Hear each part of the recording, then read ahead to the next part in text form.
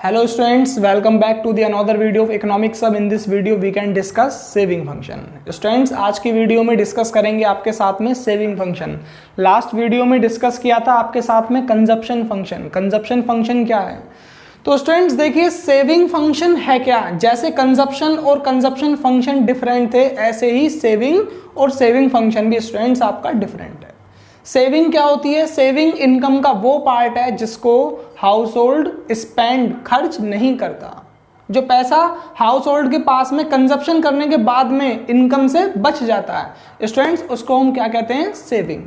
जैसे एक house hold की इनकम थी 100 रुपीज, उसने 60 रुपीज खर्च कर दिए. कितनी सेव करे स्टूडेंट्स अमाउंट? उसने 40 रुपए क्या कहलाएंगे स्टूडेंट्स? सेविंग. जो उसने खर्च नहीं किए हुए हैं, जो अभी भी उसके पास में सेव हैं, बचे हुए हैं. तो देखिए स्टूडेंट, सेविंग फंक्शन क्या है? अब the functional relation between saving and income. Saving और इनकम के जो सेविंग और इनकम में जो फंक्शनल रिलेशन है उसको हम कहते हैं स्टूडेंट सेविंग फंक्शन. दोनों में रिलेशन कैसा है स्टूडेंट्स? दोनों में पॉजिटिव रिलेशन है. जितनी ज़्यादा इनकम होगी उतनी ही ज़्यादा सेविंग होगी. स्टूडेंट्स, अगर आपकी इनकम इंक्रीज होती है तो सीधी सी बात है, आज आप कम पैसे बचा रहे थे, जब आपकी इनकम इंक्रीज होगी तो आप ज़्यादा से ज़्यादा more and more money are save. तो स्टूडेंट्स, इनकम और सेविंग में कैसा रिलेशन हुआ आपका? पॉजिटिव. इनकम और कंजप्शन में भी पॉजिटिव था और इनकम और सेविंग में भी आपका रिलेशन पॉजिटिव है. तो देखिए स्टूडेंट, सेविंग फंक्शन की इक्वेशन भी यहां पर है आपका S equals to S bar plus MPS into Y. S bar यहां पर है आपका ऑटोनोमस सेविंग. स्टूडेंट्स, जैसे ऑटोनोमस कंजप्शन था minimum level of consumption when income start, ऐसे ही यहां पर आपका आता है minimum level of saving when income start. तो वो कहलाएगा आपका ऑटोनोमस सेविंग. ये कहलाएगा आपका autonomous saving. MPC marginal propensity to save. जिस रेट से सेविंग और इनकम चेंज हो रहे हैं उन दोनों के रिलेशन को हम MPC कहेंगे. MPS स्टूडेंट्स, MPC नहीं MPS.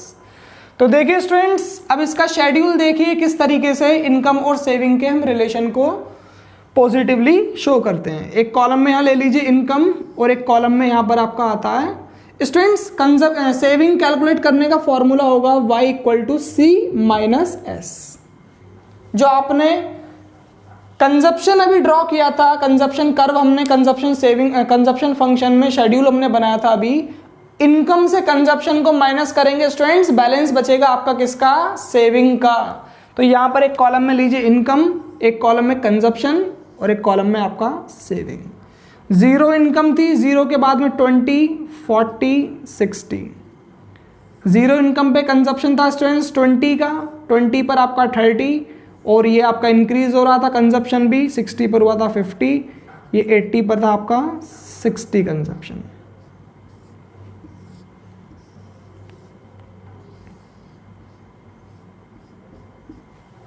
अब देखिए स्टूडेंट, सेविंग कैलकुलेट होगी यहां से इनकम माइनस कंजप्शन से. 0 में से 20 को माइनस करेंगे -20 स्टूडेंट्स, -20 बचेगा.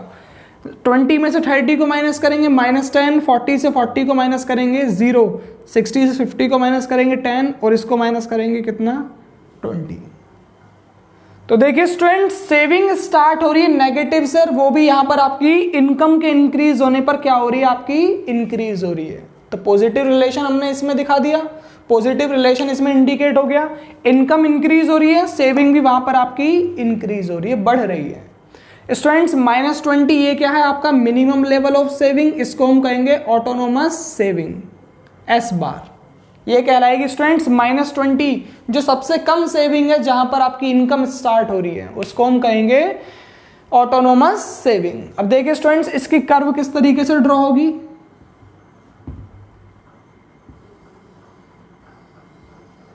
ये आपका Y एक्सिस, ये है आपका ओरिजिन और ये है आपका X एक्सिस. स्टूडेंट्स, यहां पर इनकम, यहां पर चलिए पहले इसकी बना लेते हैं, सेविंग कर्व को ड्रॉ करते हैं. सेविंग Y एक्सिस पर आएगी स्टूडेंट्स SAVING सेविंग. तो स्टूडेंट्स ध्यान से देखिए, सेविंग कहां से स्टार्ट है? आपकी नेगेटिव से. तो नेगेटिव से ओरिजिन पॉइंट को नीचे लेके जाना पड़ेगा डैश डैश करके. ये आ गया नेगेटिव पॉइंट आपके. स्टूडेंट्स ये नेगेटिव पॉइंट से सारे आपके ओरिजिन से जितने भी नीचे कर्व है, ये सपोज कीजिए -20 पॉइंट आपका यहाँ पर आता है, ये -20, और यहाँ से स्टार्ट हो रही है आपकी सेविंग। स्टूडेंट्स ये लाइन आपकी आएगी किसकी? Saving line. यहां पर इनकम की कर्व इसमें दिखाने की जरूरत नहीं है। स्टूडेंट्स देखिए, जहां पर सेविंग ने एक्स एक्सिस को टच किया है, यहां पर ये पॉइंट क्या कहलाएगा? ये पॉइंट कहलाएगा ब्रेक इवन पॉइंट। ये कहलाएगा ब्रेक इवन पॉइंट, जहां पर इनकम और कंजप्शन आपके बिल्कुल बराबर थे, y = c। ये पॉइंट कहलाएगा आपका यहां पर।